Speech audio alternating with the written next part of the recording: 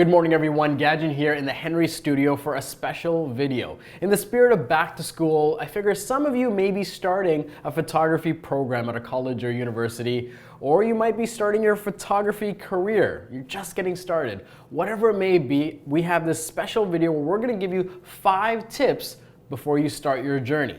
And it's not gonna be me that's giving you these tips. No, I'm gonna reach out to 5 professionals in varying industries to give you their insights. They've been incredibly generous to share their time with us today. Be sure to check out their links in the description below. With that introduction out of the way, let's get this started.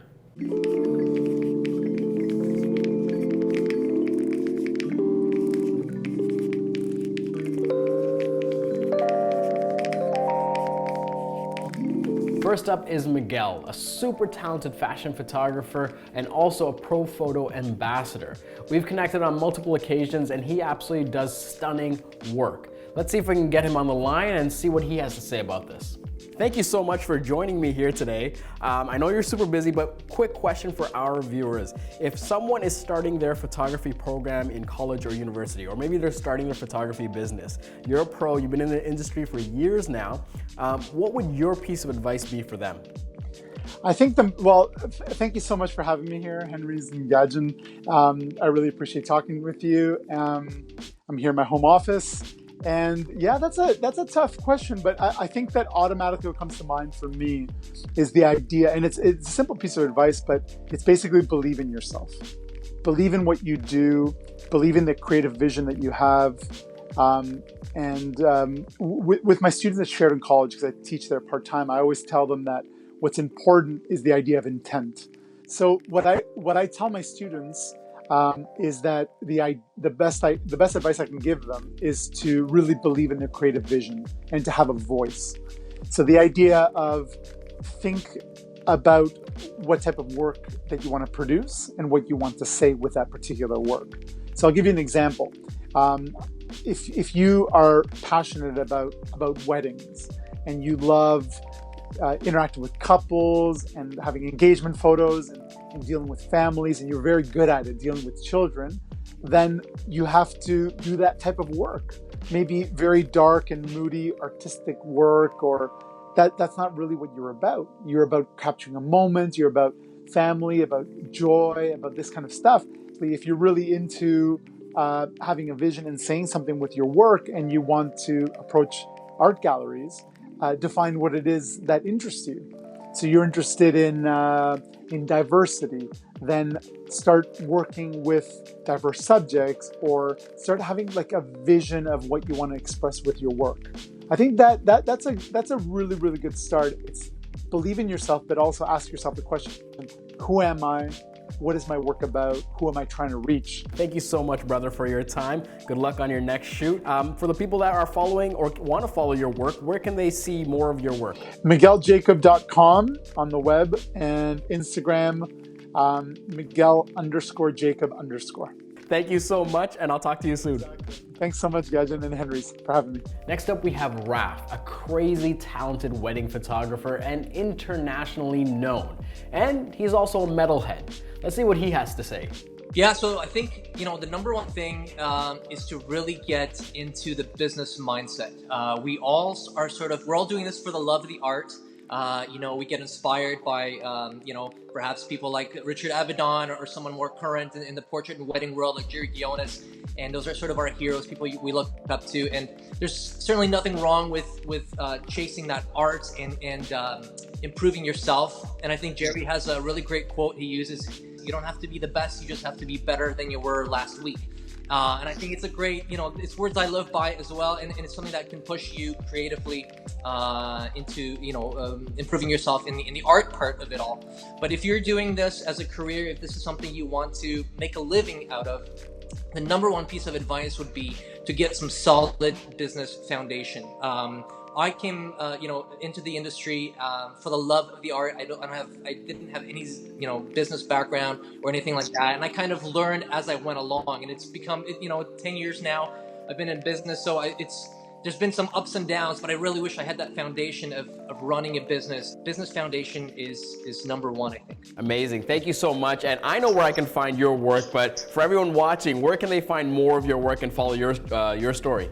Yeah, thanks. So, I update my Instagram quite regularly. So just my name, first and last name, RAPHNOGAL. So it is Raph, not Ralph. I get Ralph all the time.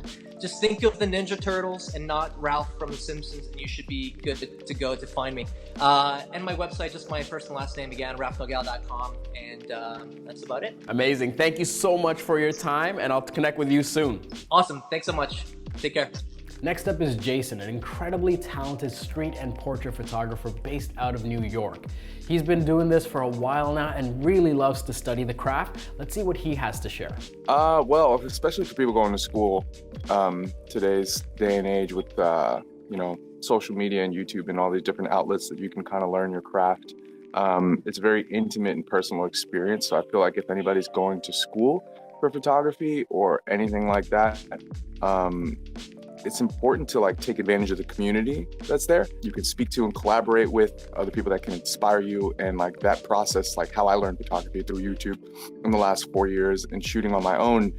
Part of it has been the struggle of building my community, building my base, which is non-existent when you go the path that I have. So if you're going to school every day and you're around other like-minded individuals and teachers, that is the most important thing to absorb, because it's very hard to find that type of connection, meaningful connections with people outside of that. For the people that are watching, where can they follow you and follow your work?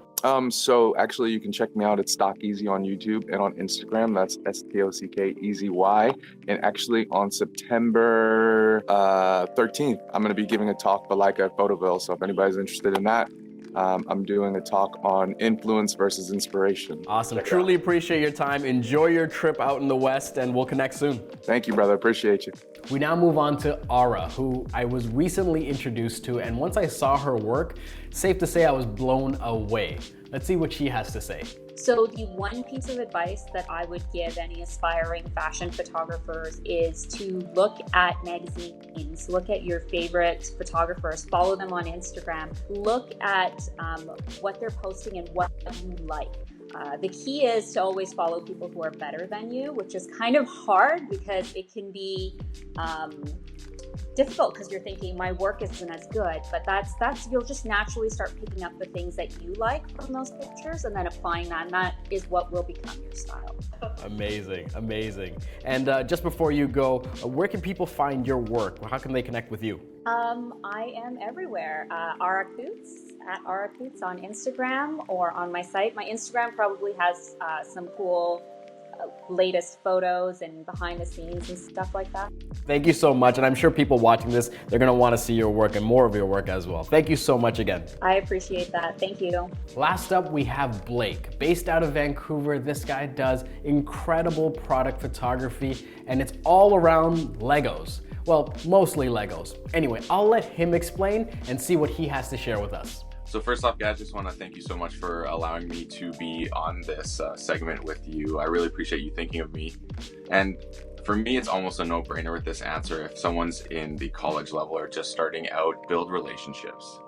Because at that moment in your, in the game, knowing more people and connecting with them is really important. And also building that skill of connecting with people is really important, because as you go up and you start to become more involved with getting business and becoming professional, you establishing relationships with people is the tantamount for me, because it is a cutthroat competitive market if you're in the photography game.